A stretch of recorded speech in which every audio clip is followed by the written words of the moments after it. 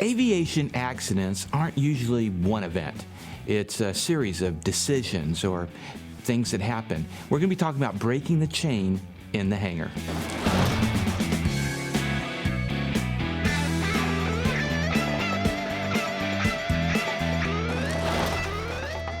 Hi and welcome. I'm Dan Milliken. You're watching In the Hangar, sponsored by Wingfield Aviation. If you need a company that you can trust, that has great service and is transparent, Wingfield Aviation is the perfect fit for you and your aircraft. All right, we're going to be talking about breaking the chain, and with me today is Jeremy Walters. Jeremy, thank you so much for joining us on the set. Nice to meet you, Daniel. Well, first of all, okay, you got this program called Breaking the Chain, but let's find out a little bit about who you are and your background, especially in aviation. Well, I've been flying since I was 17 years old, Daniel. I started in ultralights in the mid-90s. Then I progressed on into general aviation, went to college, got all of my ratings through CFI, and went into the Army. And then I got into Army aviation, flew the 864 Apache Longbow. Wow. Got out about 5 years ago from the full-time Army, and then I've been flying various jets with 121 carriers, 135 carriers, and some other stuff as well. But I primarily right now fly professionally and teach on the side, as well as lead as a fast team leader in the Central Texas area. Wow, very short period of time, you've accomplished quite a bit. So you started in ultralights, I guess, as a teenager? Yes. Okay, and so then you went and how does somebody, I think the Apache is probably one of the most coolest aircraft I've ever seen. It is. So how did you get lucky to be able to fly the Apache? Well, it wasn't really luck. It was a lot of hard work and dedication, and a lot of people pushing me that really wanted to see me succeed in life. Well, how you go into the Army? What kind of hard work do you do to get to be an Apache helicopter pilot? Well, you know, the first job I got in the Army wasn't a flying job, and I was actually sort of disappointed about that from the get-go. But I went into it accepting the job that the Army gave me initially, and I took the advice of my father, who said, do the best you can at the job that you've got, and it'll pay off in return. Everything goes around, everything that comes around goes around, or vice versa. Right. So I did the best I could, and about 3 years into it, my boss asked me what I wanted to do next, and I said, I want to get out and go fly professionally. He said, well, wait a minute, why don't you just stay in the Army and see if we can get you a flight slot? And I said, okay, I'll try. And here, the rest is history. Okay, that's a really good point. That oftentimes, we're fairly short-sighted and we don't get what we want, and so we mail it in or we don't work hard. But instead, you owned it. You said, no, I'm going to do the best I can. That got you noticed, which gave you the step into the Apaches. That's right. That's a great story. Okay, so you've got a program called Breaking the Chain. Yes, sir. Tell us what that is and how it came about. Well, you already kind of touched on that a little bit, but from the time that the airplane starts to make motion to the time an accident occurs, there's a series of events that happen along the way that lead up to that accident happening. And actually, the series of events begin on reception of the mission, not necessarily when the aircraft starts to move. It begins with the pre-flight.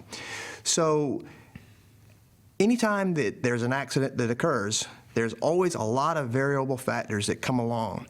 And if you can remove any one of those equations or any one of those situations from the chain of events, then the accident doesn't occur. So I have a passion for aviation safety. I've dealt with accidents in the past. I've dealt with the loss of friends in aviation. It's actually pretty horrible, as many of us have. And one of my passions is to help break that chain to help preserve general aviation. General aviation is an awesome freedom, and we don't have, the world doesn't have that freedom in a lot of places. And if we don't preserve that wonderful freedom that we have to be able to take an airplane and go out to Llano and get barbecue at Cooper's, eventually we could lose that. And it's also important to take care of the brotherhood and sisterhood of aviation, take care of one another. So that's why I actually have started this program. Okay, you've experienced some breaking the chain through your military career, and you served over in Afghanistan. Do you have some stories about breaking the chain that happened? I'm guessing you developed this whole program of breaking the chain from your own experiences. Can you? Yes, there's been a lot of different experiences, and I've seen other people make mistakes. I've made mistakes along the way. I've had to break the chain for a positive outcome, and then sometimes you look at other people's mistakes where there isn't a positive outcome, and you look to try to break the chain of events that could have led to that accident. But here's one where there was a positive outcome. Okay. It was October of 2012, and I was in the Wardak province of Afghanistan at 2 a.m. At that point in time, I was a captain in the Army. I was a platoon leader with my company, and based out of Fobshank, Afghanistan. And we were getting rocketed every day. They called that place Rocket City. And the Taliban and the terrorists had us dialed in really well. And we were getting shot at constantly. And I was on nights, so they loved to target us in the afternoon. Well, we weren't getting a lot of sleep. But we were also short on staff and short on pilots. And so we still did the mission. And we would go out on these missions supporting various operations, 2, 3 o'clock in the morning. So we're on the backside of our sleep cycle, fatigued, and we're supporting this high-profile operation just north of the Tangi Valley, which is in the Wardak province. Now, in this area of Afghanistan, these mountains are intense. They're high.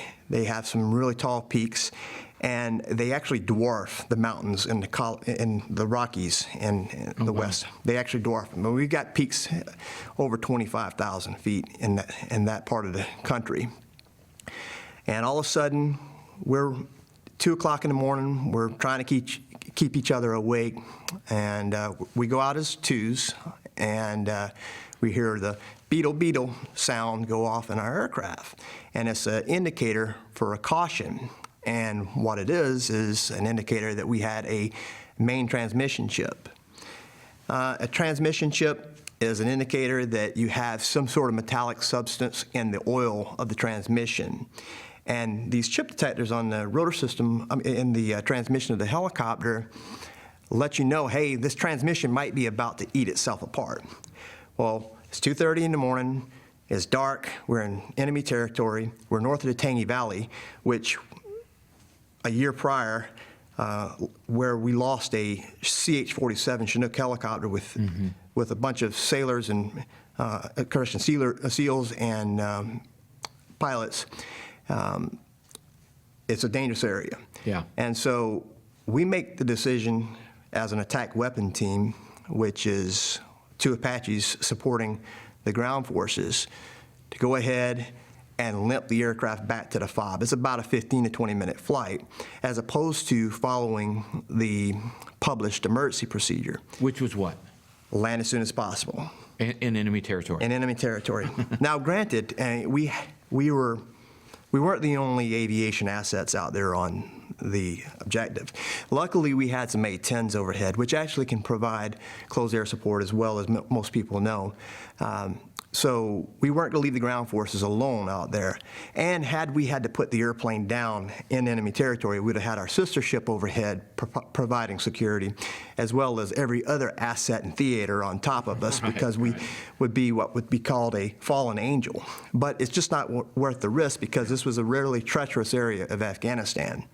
So what we did is we assessed, not as just a crew on the aircraft, but as an attack weapon team, and utilizing the JTAC on the ground. We collectively made a decision, okay, we're going to limp the aircraft back to the FOB, just because we don't think the transmission is actually coming apart, but we're going to watch the indications really well, make sure that the temperatures don't go up, make sure we don't have any rough noises that are occurring from the transmission. There was a similar occurrence when I was overseas recently, where the transmission chip came on and the transmission started eating itself. And it was a good friend of mine who had to put the aircraft down outside the wire.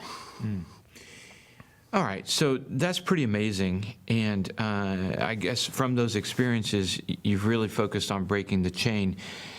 As we move from the military over to the GA, to general aviation, what are some of the biggest factors or variables in the chain in the GA that we can change to make a difference?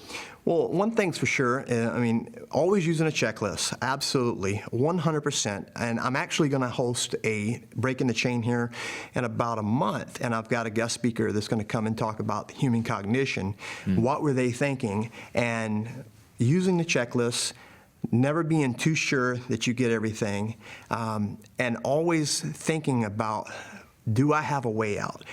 That's what I always like to ask everybody who attends these events. When you fly, do you risk mitigate yourself, and do you ask yourself, if you're going to accept the risk, do you have a way out? That's great, a way out. That's a huge one. So now you've moved, you've left, you retired from active service. Right. You fly a whole bunch of different things now. Right. So tell me about what you're doing now in aviation. Well, right now I'm flying a Hawker 800 as a captain for a 135 company. And I enjoy flying professionally, but really what I love doing more than anything is teaching, being a mentor, inspiring, and helping give back. I teach a lot of float plane stuff and tail dragger stuff. I just signed off 2 guys to do their multi-engine add-ons, getting ready to work on my ATP helicopter. So I just love to dabble in as much as I can get my hands on, because I love all aspects of aviation. Well, at some point I need to get down to you and get my seaplane. Come on. I saw Josh Flowers' video on that, and it just, I never really thought about it, but that looked like a lot of fun. It is a lot of fun. It's a blast.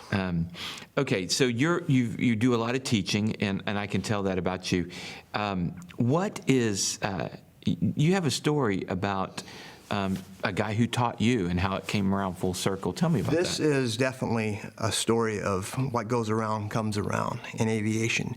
And when I was a young guy, 15, 16 years old, I was fueling airplanes. I was washing airplanes at a small little airport out in the middle of the pine trees of South Carolina. And I didn't have a lot of money. I had no idea what I was going to do with my life. And this older gentleman took me under his wing and said, hey, why don't you come learn to fly ultralights, and I'll help train you. It's very inexpensive. And I said, well, sure, why not? I'm working at the hardware store, and I'm making minimum wage, and I can pay for gas and my truck payment, and maybe I can rent this little ultralight to fly. Now, this was during a time where there was no sport pilot. It was all Part 103 rules. So this gentleman by the name of Harold Evans, he was a basic flight instructor.